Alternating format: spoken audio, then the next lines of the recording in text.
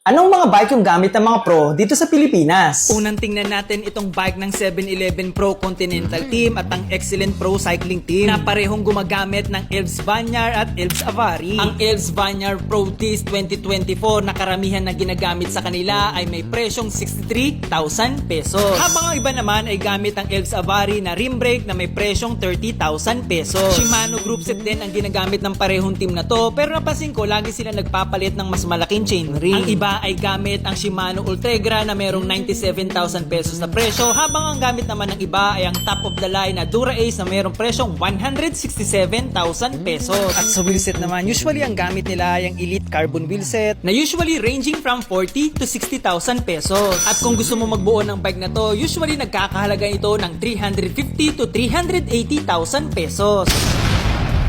Natin titingnan itong Stork bike ng Go for Gold. At karamihan sa mga road cyclist ng mga Go for Gold ay gumagamit ng Stork Airfast 4 na kasalukuyang gamit ng 3-time national champion natin na si Jonel Carcueva at ng isa sa pinakamalakas sa batang siklista ngayon na si Mark Ryan Lago. Ang isang frame set ng Airfast 4 ay nagkakahalaga ng 290,000 pesos. Nilagyan rin nila ito ng top of the line na Shimano Dura Ace na nagkakahalaga ng 167,000 pesos. At dito ay napansin ko gamit ni Jonel Carcueva ang isang Smolk TLO 62mm na isang premium wheelset na nagkakahalaga ng 190,000 pesos. At kung nagbabala ka rin magbuo ng ganitong setup, kailangan mo nang ihanda ang 640,000 pesos.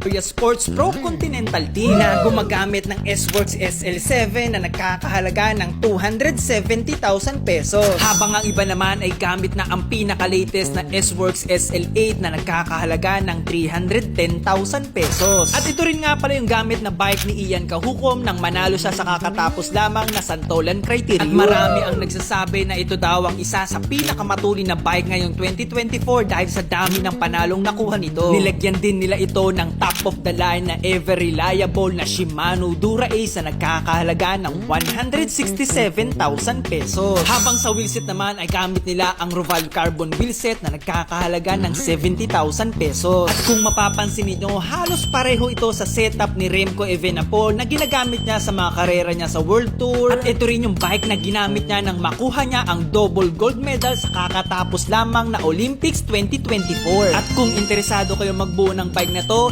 ready nyo na ang halos 600,000 pesos. Siyempre, last but not the least, titingnan naman natin ngayong araw yung bike ng Philippine Navy Standard Insurance na gumagamit ng standardized frame set na hindi ko ma-research kung magkano ang presyo. At siyempre, gamit rin nila ang kanilang pinagkakatiwalaan mapa World Tour man or dito sa local pro na Giant TCR 2024 na ang isang frame set ay nagkakahalaga ng 170,000 pesos. Habang sa group set ay gamit pa rin nila ang Shimano Dura Ace Electronic Di2 na nagkakahalaga ng 167,000 pesos. Habang sa wheelset naman ay gamit nila usually ang pinaka all-around na Zip 303 na kinostomize nila sa standardized na colorway na usually ay nagkakahalaga ng 120,000 pesos. At kung interesado ka maging kasing bilis ng mga Philippine Navy at magbuo ng ganitong bike, kailangan mo ihanda ng halos 460,000 pesos.